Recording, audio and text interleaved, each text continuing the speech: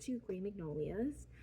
I have some time before I start getting ready for work, and I thought I would film a quick little video.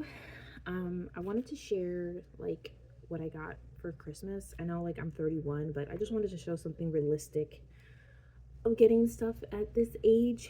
Because you know, like all those videos are like going viral of like excessive amount of stuff, and it's just kind of like, you know, a lot of that money can do a lot of good in a lot of other places, you know. So I just wanted to share. I really loved what I got this year. My husband always does an amazing job. He's a good Santa, and he listens, and I love that. So I just thought I'd share. And I also have a reading update because I knocked off one book of my TBR this month already, Words of Radiance by Brandon Sanderson, and he's a master in his own class. Like, he just stands above everybody else. He writes so good. So let's get right into it. Okay, so I think I found everything. We kind of had to keep it, you know, simple. It's for our son, you know, Christmas, it's for the kids, but we still like to do gifts. I already showed you what I kind of got my husband. I made that like coffee menu sign, and I got little bits and bobs. I got a really nice espresso coffee from this coffee shop that we went to during the holidays, and he said it was like the best coffee he ever had. So I did my sleuthing and I found it. I could have called the place, but I was struggling to find what place we went into because it wasn't like a big sign in your face. And I was like on Google Maps, like fighting for my life. And then I saw a little sticker on the window, and I'm like, that's gotta be it. And I think it is, I think. And then after all of that, I found the receipt in my wallet of the place we went to, and I was like, oh, I could just call. But I was like, social anxiety, I can't, not right now.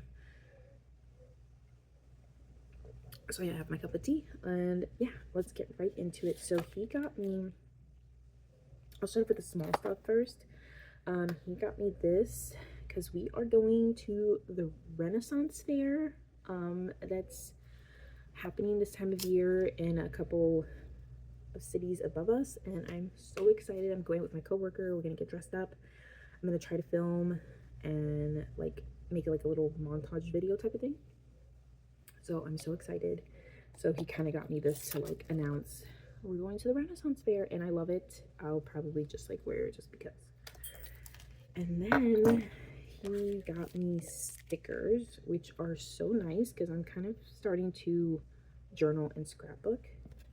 So they're all like these vintagey, like Victorian stickers, like a whole bunch of Victorian children. Oh, that's just like a sticker bag. And another pack with like these ladies. I was like, oh my god, this is so freaking cute. Like, oh, I want to dress like that. It's so bad, you have no idea. I'd probably be so uncomfortable. And what's great is that I think there's like, I counted 6 of them. So whenever I do like for like the month, I do like my reading page for my journal, I have these stickers. Someone, a beautiful Victorian lady reading a book in a beautiful chair. I love it. I love it so much. And then last year he got me books, which he just started doing that, and I was like, what has he been doing? But and I bawled my eyes out. And this year he got me a book, which I bawled my eyes out. It is the new Anne Bishop book, Turns of Fate. I am going to most definitely do like a read-along note-taking type of situation with this, because oh my god, I love Anne Bishop. It's a whole new series. It's like detective, different realms, and like I'm so excited. And my local library has the audiobook on our app, and I just can't wait. I can't wait. And then kind of like a more like a bigger gift. I've been wanting to play this ever since he told me, and he saw a clip, and we've both been wanting to play this. So it's kind of like a joint gift because we're both going to use it, and eventually my son will play this when he's older, obviously. But Claire Obscure Expedition 33, I started playing it. I've only played like a little bit. I'm still like at the beginning, but it is beautiful, like cinematically beautiful, or you know, artistically beautiful. And I think it won Game of the Year, which is pretty crazy because I think it's made by a smaller like company than all those like bigger gaming companies. So I'm really excited about that, and I need to play. It's just unfortunately like I can't play it with my son there, so I have to do it before they wake up or try to stay up and play late at night, which I fail every time.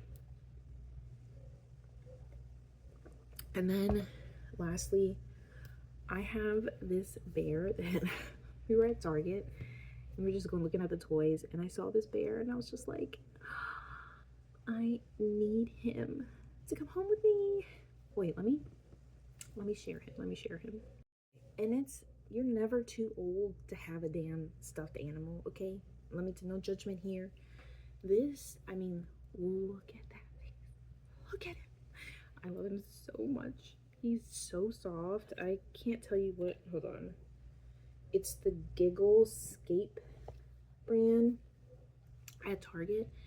He just spoke to me, and he was on clearance. So it was like $10. And he was just, I think. I was like, honey, I'm sorry. I have to. Look at it. So I named him Lord Percival Horatio Thistlewood of Buttercrumb Manor. And like, yeah, he was born in September. I put a little, because this comes with a name card. He has like a whole persona. We film like these monologue episode videos of like, we have a couple characters. My son has a teddy, a slothy that he's had since like he was little, and he would carry around everywhere. It's like this whole thing. It is so fun to play with your kids, like just to be a kid. I'm such a kid, like let me tell you. But yeah, this, and my son cannot say Lord Percival, so his name is Lord Personal, which I just love. So we always call him Lord Personal. I love that. I love that. And so my husband got me, I bawled my eyes out, let me tell you. My husband got me these pajamas. They're so soft, but they have little brown teddy bears all over it that kind of like represent him. I love it. I love it so much. They always play, we're always like playing jokes. My husband did this amazing thing. I'll put a picture here of what he did. He bought 2 more of him and created this whole thing for like Christmas morning. It was like all the presents were wrapped, and he created this scene where it was like from like, if you watch Community, there's like the evil timeline. So it's Lord Personal from the evil timelines. 2 of them. Oh my god, it was the best thing. My husband's so funny and creative like that. So it was like this whole thing. Love it. So yeah, that's everything I got for Christmas. I loved it. It was such a beautiful day, even though I felt like I was dying from like a migraine spell, but I felt better towards the end, thank goodness, because I was like fighting for my life. It was beautiful. My son loved all his gifts. My husband loved all his gifts. I loved all my gifts.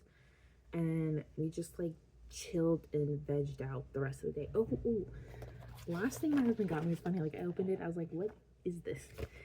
But he got me like a crafty tarp for like if I'm painting with my son or we're doing clay, I can like put this down and wipe it down. How thoughtful. I love that. Because it was like vacuum sealed, and I was like, what is this? But super useful. And then my sister, my birthday gift just came in, so I actually really want to share it because it's so cool. I've never, in all my years of crocheting and knitting, I've never used something like this. I've tried to, you know, maybe done like a bucket or something. But she got me a 3D printed yarn bowl. Is that what you would call it? I don't even freaking know. But you can feed, if I'm doing like color work, I can feed 2 yarns. Or I can feed it through this loop-de-loop. It is a dragon. I think it's picking up a good color because it's like, it's purple and blue.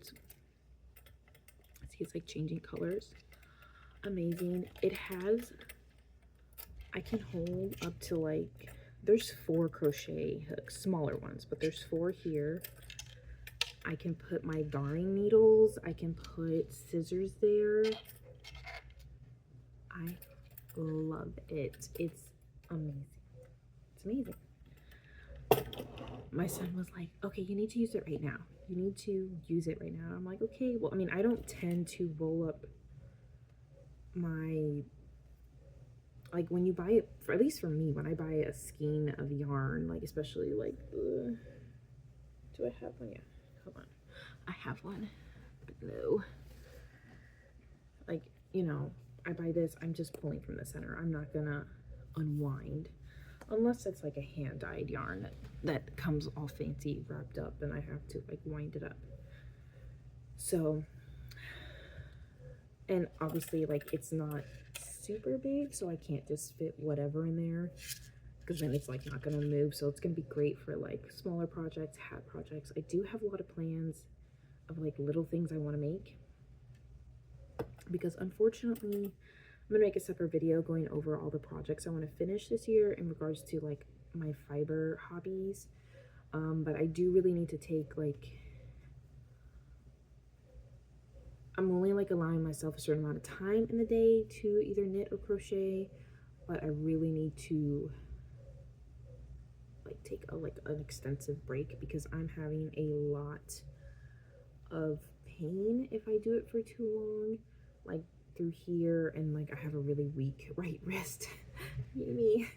And I don't know if it's like the start of arthritis or obviously just like the repetitive motion, but I just find it so interesting that I move more with my left hand when I crochet or knit, but my right hand is killing me, and I'm not like gripping anything for the like, I know, don't come after me, but let's just say this was 2 knitting needles. I'm not like this, you know, I'm like very, I mean, I guess maybe like that position, I guess, but I don't feel like like I'm, you know, when you hold something in a certain way for so long and then it just kind of like hurts you, but yeah, like I just feel like through here and then it shoots up my arm and I'm like, it's like my biggest fear, not being able to do anything with my hands. I do plan on slowly teaching myself how to become left-handed with my projects like crochet and maybe knitting. Just for the sake of when this hand goes out, hopefully like 50 years from now, I have my other hand, you know? So yeah, so that's everything I got. And I cannot wait to read this. And these pajamas are like so soft. But yeah, so let me jump into starting off the year strong with finishing up the Words of Radiance by Brandon Sanderson. I just finished it yesterday. I started it at the end of the year.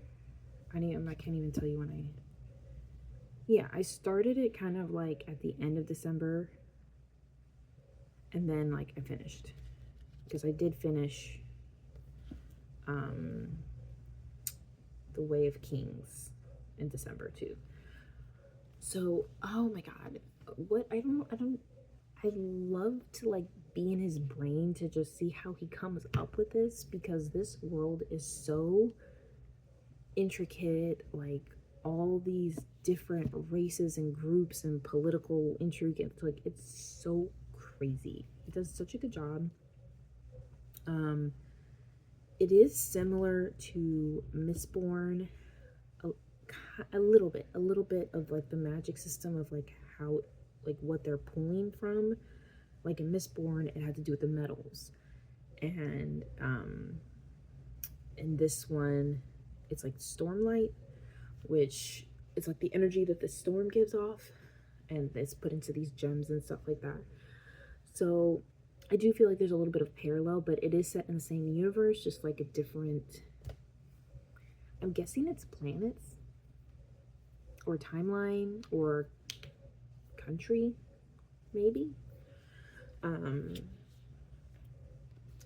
Cosmosphere, I think that's what it's called. But the characters, Shalon had the best character development because I really wasn't caring for her in book one. Let me tell you, I was not a fan. I liked her, but she kind of just like annoyed me like a little bit.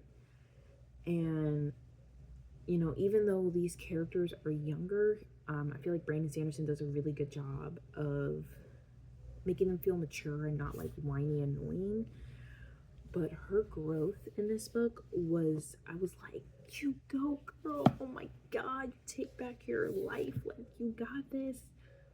Loved it. I loved her. I love her power. I love her brain. I love her wit, her like sassiness and like comebacks. I love, love, love it. Kaladin really put me through an emotional journey. Him overcoming what he overcame in this book was like, oh my God. I was like, my heart. I was like, no, Kaladin, don't do this to me. I not that he was becoming villainous, but like his, you know, I was like, oh my God, like, is this gonna be kind of like some freaky, like he's gonna become the villain type of thing? Because for a second there, I was like, I don't know. Delinar, amazing. I love his character too. Lopin, Frog, like Bridge 4, I totally get it. People are like, I have Bridge 4 tattoos. I would like a Bridge 4 tattoo because I love the found family type of element and just like these deep friendships. So good. Wit is another favorite character of mine. I love Adolin, Delinar's son, and like his character growth for this book too.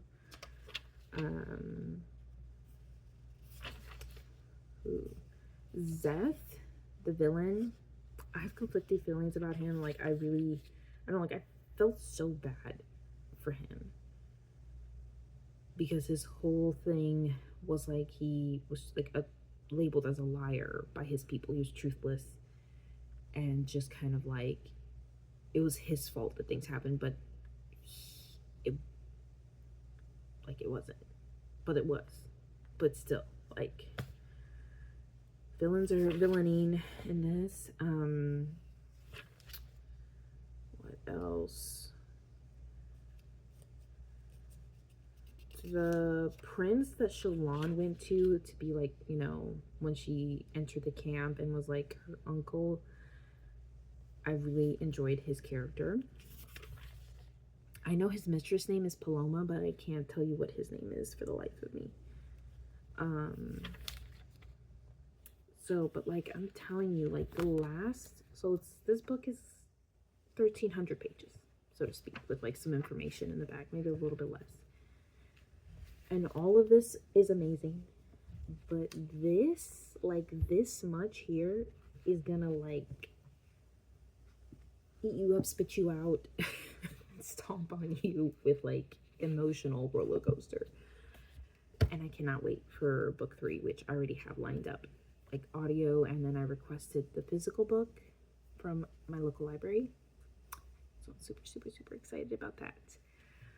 But yeah, so far, and I'm going to, I mean, I have other stuff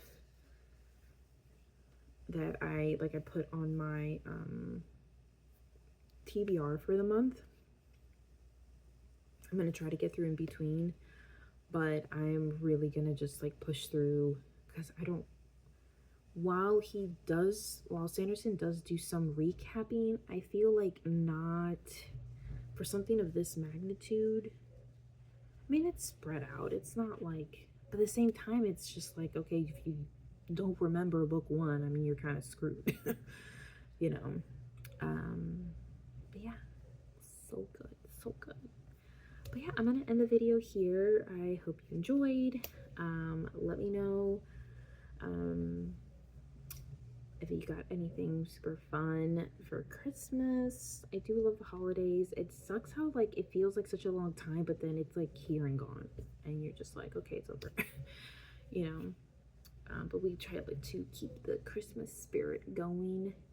I'll make sure to put like, I probably already did put like those pictures I mentioned of what my husband did with the bears. It was so cute. So yeah, I hope you read something amazing and you make something beautiful, and I'll see you in the next one.